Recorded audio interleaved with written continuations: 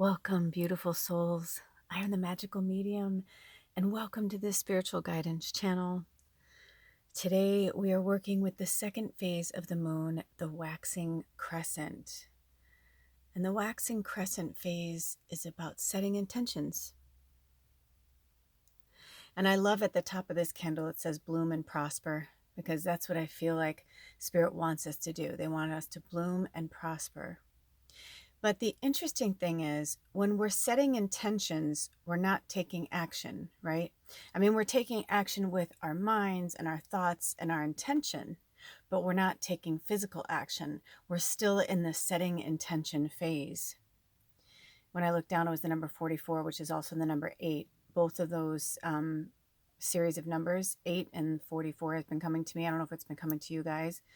Feel free to look it up, and welcome to the new subscribers. And for those of you who don't know, when I blurt out things, it's for you to research on your own.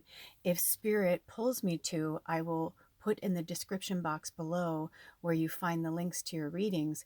You will see a section that says readings recommendations. And, just because it wasn't in your reading, if you're pulled to it, check it out. That's why I don't put like the reading number or which reading it comes from, because sometimes it's just from the collective message and sometimes, it's from each reading. But just because you didn't watch that reading, maybe you're just meant to work with that spirit animal or that angel number or whatever. So when I fly out numbers, that's what I'm pushing for you to do, in a loving way, pushing, never ever prodding. It's like whatever's in your greatest and highest good, whatever comes through. So today, since we are in the second moon phase of the waxing crescent, I asked Spirit, so we're going to do what are our intentions? What intentions should we set? And I really got more of a generic messages from our spirit guides. So the only thing I do want to say really quickly is that we are finally out of the Mercury retrograde. Woohoo! But, there's always still that shadow that kind of lingers for a minute, okay? So for the month of June in real time, this is June 4th, 2022, and I live in the Northern Hemisphere in Alaska. Ooh, Freudian strip, America. Alaska, no thank you. Maybe a trip, but maybe one of you are from Alaska. Maybe you've been thinking about moving to Alaska, and this is a no, I heard. So that's interesting. Okay. But interestingly enough, in Alaska, it's really dark most of the year, but in the summer, they don't really see the moon, which is kind of, intense, right? If you're just seeing the sun all the time, it makes you feel a little batty. If you're just seeing darkness all the time, right? So sun will represent the light in this scenario. And if you're just seeing the darkness, of the moon, right? Like right now we're in the waxing crescent, so it's just a nice little sliver of moon, but it's still not super light out, right? That's what the full moon gives us, that illumination. But right now we're still in we're waxing, right? We're getting there. So we're setting intentions, and this energy always reminds me of hope. And right now, I know for myself particularly, I need hope. I'm working with hope. I'm working with, a lot of different things. But I think it's interesting that when I was doing some work with Spirit several months ago, they had me write down certain things for months and all that. And when I did the spring forecast, they had me write down for the months in the spring certain words, numbers for us to consider. So our theme for June is Here Comes the Sun. And even if you're in the Southern Hemisphere, which we do have you here, we love you, same thing. The sun is a metaphor in this scenario, right? Like, here comes the sun, do, right? Here comes the sun, and I say, it's all right. Because it's like, I don't know about you, but I'd be like, I come off this Mercury retrograde, and I'm like, I'm going to feel better. Everything's going to be good. And it's just like all this stuff kind of blew up in my face yesterday, all over me, emotionally. Everything was just like, wow. I mean, I couldn't hold it together, and I felt like I've been holding it together. So if you are feeling that, you're not alone. And so Spirit wants us to work with the angel numbers 1971 and 2009.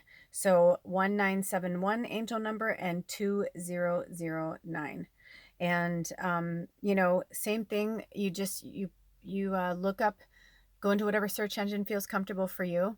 And you can say, 2009 angel number, spiritual meaning, you know, whatever feels good, whatever you're meant to see, ask your spirit guides to help you and they'll bring it up for you.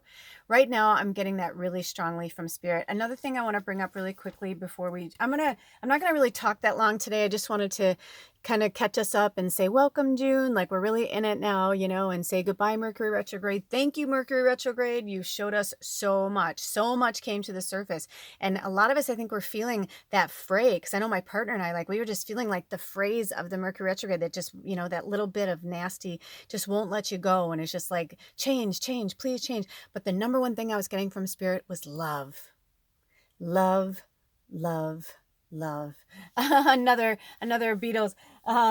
Love, right? We need it. We need love. We need peace right now. Oh my goodness. And it's so, I don't know how it's become so difficult for me. I feel like I've always been this light loving being, but you know, over the last few years, I think a lot of us, especially are the more empathic members here, you know, we're really feeling it. Even before this started, I was like, oh, I just felt drudge. And I was trying so hard to just sit with spirit and the fairies and be light and bring you joy and light. But, you know, I have to be me.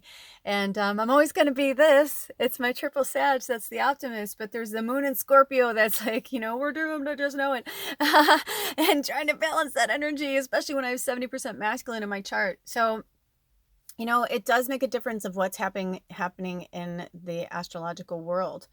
And, you know, for those of you who have been wanting to study astrology, this is a big yes. Keep going, keep doing it, keep doing it, keep doing it. Spirit is looking out for you. Yes. Okay, so speaking of love, I don't know if you noticed in the middle here, we have this sweet feather. I'm actually going to bring it closer. So my partner and I were fighting about something, and I look down and I shit you not, and I see that, look at that little heart in the feather. And it's like that on both sides. This side, it's almost like two hearts, but it's like one is fading and one is getting stronger. And I feel like that's like our old stuff shedding away that we worked through in Mercury retrograde. And now June is going to bring us, it's a number 6. 6 is beautiful. It's the after hardship, right? Lots of celebration for your hard work. But for some of us, we're still going to have a lot of hard work in June, but it's going to be in a different way. It's going to be towards things that we actually really like and we love and we want to do, and no more of the I have to do something. And then the other thing I want to show you is I have not gotten or bought whatever flowers in a long time. And last week we got a peony and she opened, and she's so beautiful. We've been calling her Kate, and Alder named her.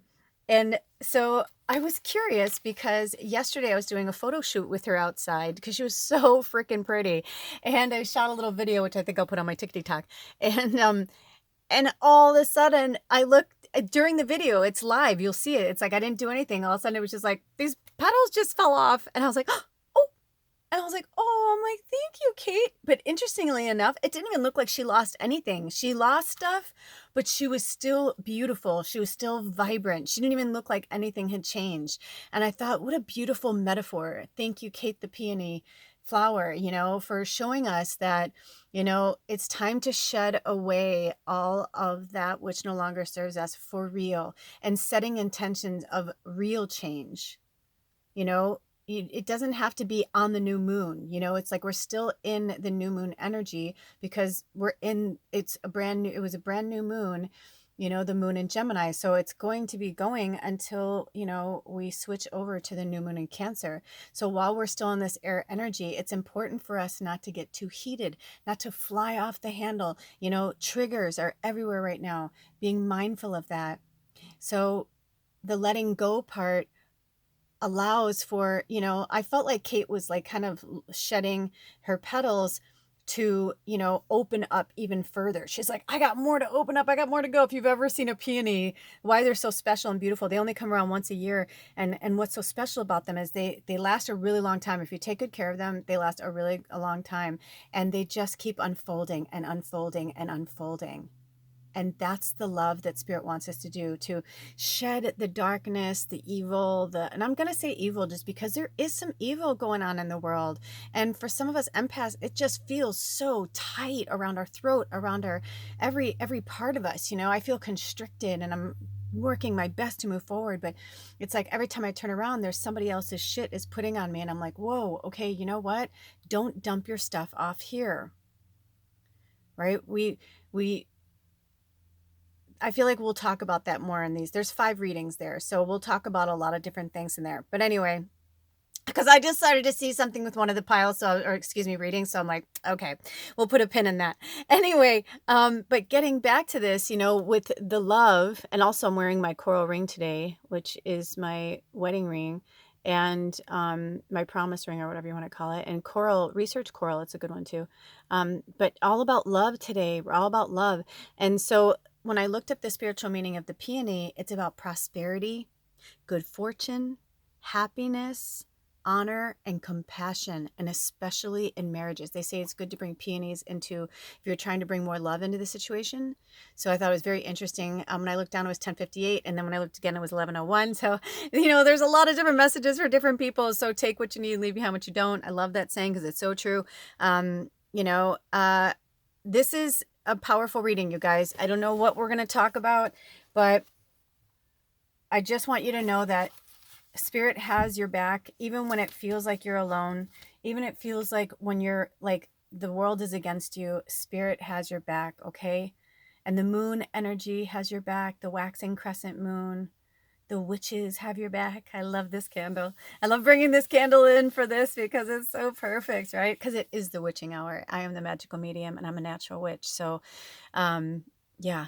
With that being said, if you've never been here before, I don't do timestamps. I do links, and then it takes you directly to the reading. Okay. The cool thing is there's in every single reading is the same description from the description box from the original is in all of the others. The only difference is this reading, I don't, when you look in the description box, it's just your readings. But when you go to your reading in the description box, there'll be a link to this reading as well. And I do that just in case you want to go back and hear anything that Spirit had to say for the collective, or if there was, if you've been here before, also I changed this up. Like I'll change up this altar, this little spot, I'll change it up during each reading because you're all different, right? And so the energies are different, and the messages are different for the energies. So sometimes it stays the same, but it also moves around. So sometimes you might want to go back and, kind of look at the crystals. This little crystal ball wanted to come in today too, which, oh, look at that. Woo! That's what I'm talking about. We play with all the energies.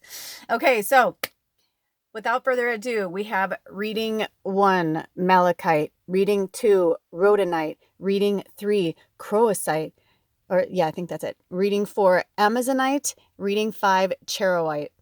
And what's interesting is they're all ites. They all end with an I-T-E. So I think that's really interesting.